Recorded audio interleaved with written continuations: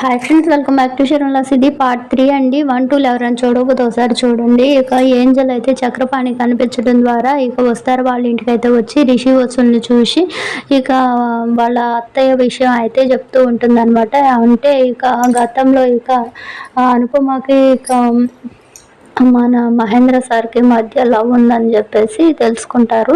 ఇలా ఉండగానే ఇక ముకుల్ కూడా కొన్ని ఇన్వెస్టిగేషన్లో భాగంగా వస్తారు. ఫోన్ చేసి ఎక్కడున్నారంటే ఇలా మా ఇంట్లో ఉన్నామని చెప్పగానే నేను ఇప్పుడే వస్తున్నాను అని చెప్పేసి అంటాడనమాట. ఇక వసుధార సరే అని చెప్తుంది. ఇక ఏంజల్ కొంచెంసేపు మాట్లాడి వెళ్ళిపోబోతూ ఉంటే ఇక అప్పుడే ఎంటర్ అవుతూ ఉంటాడనమాట ముకుల్. ఇక ఒక్కసారిగా ఏంజల్ని చూసి ఇక అలానే అయితే చూస్తూ ఎప్పుడు తను పోలీస్ కాబట్టి అనుమానంగానైతే చూస్తున్నట్లుగా అయితే ఉంటాడనమాట.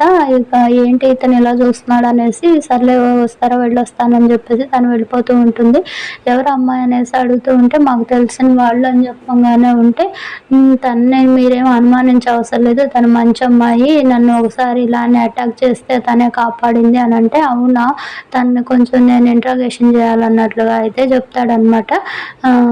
సరే వాళ్ళ అడ్రస్ నేను చెప్తానని రిషి వస్తారా అయితే అంటారనమాట. కొంతసేపు వాళ్ళతో మాట్లాడిన తర్వాత ఇక వెంటనే ఇక ఏంజల్ కారులో అయితే నెమ్మదిగా వెళ్తూ ఉండంగానే వెనకాల నుంచి ముకుల్ ఇక ఏంజల్ని ఫాలో అవుతూ వస్తున్నట్లుగా అయితే ఉంటుంది. ఏంటబ్బా ఎవరో ఫాలో అవుతున్నారు అన్నట్లుగా చూస్తూ ఉంటే కారు స్లో చేస్తే ఇక ముకులు ఏంజల్ ఆపి మీతో మాట్లాడాలనేసి అంటుంటారు. ఏ విషయం గురించి, ఆయన మీరెవరు, నాతో ఎందుకు మాట్లాడుతున్నారు అని చెప్పేసి అడుగుతూ ఉంటే ఇక ఐడి కార్డు అవన్నీ చూపిస్తాడనమాట.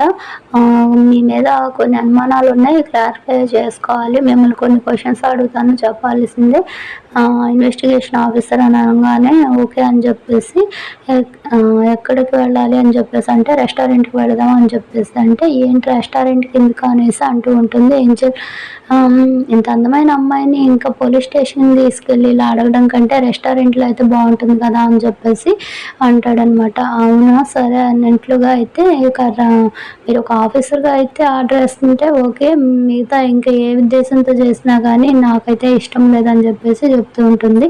అలా ఏం లేదు రండి అని చెప్పేసి తీసుకువెళ్ళి ఇక మీకు రిషికి ఎప్పటి నుంచి పరిచయం, మీరు రిషి మీరు ఇన్నాళ్ళు కలిసి ఉన్నారు కదా, రిషిని లవ్ చేయలేదా అనేసి ఇవన్నీ అడుగుతూ ఉంటే నాకు అసలు లవ్ అంటేనే ఇష్టం లేదు, అలాంటివన్నీ నాకు తెలియదు అని చెప్పేసి అంటూ నాకు ఏ బాయ్ ఫ్రెండ్ లేరు అన్నట్లుగా అయితే చెప్తూ ఉంటే ఇక అవునా అయితే హ్యాపీ అన్నట్లుగా అయితే ఇక ముక్కులు అయితే అనుకుంటారు. ఏం మాట్లాడుతున్నారు మీరు, అయినా అడగాల్సిన క్వశ్చన్స్ ఏంటి, మీరు ఏం అడుగుతున్నారు, పర్సనల్ క్వశ్చన్స్ అన్నీ అడుగుతున్నారు ఏంటి అని చెప్పేసి అంటూ ఉంటే ఇక అలా ఏం లేదు మామూలుగా కేసులో భాగంగానే అడుగుతున్నాను అని చెప్పేసి మీకు ఎవరైనా అనుమానం ఉందా మీకు అని చెప్పేసి అంటే నాకు అవేం తెలియవు, నాకు అనుమానం ఎవరి మీద అయితే లేదంటే సరే ఇక మిమ్మల్ని ఇంటి వరకు డ్రాప్ చేస్తాను అనేసి అంటే ఎందుకు నేను వెళ్ళగలను కదా అనేసి అంటూ ఉంటే పర్లేదు ఎప్పుడన్నా రావాలంటే మీ ఇంటికి మిమ్మల్ని ఏమైనా క్వశ్చన్స్ కానీ లేకపోతే ఎప్పుడైనా అవసరం పడవచ్చు కదా, మీ ఇల్లు కూడా తెలియాలి కదా అడ్రస్ అని చెప్పేసి అంటే ఉంటే ఇక ఓకే అనేసి అంటుంది. ఇక ఇంటికైతే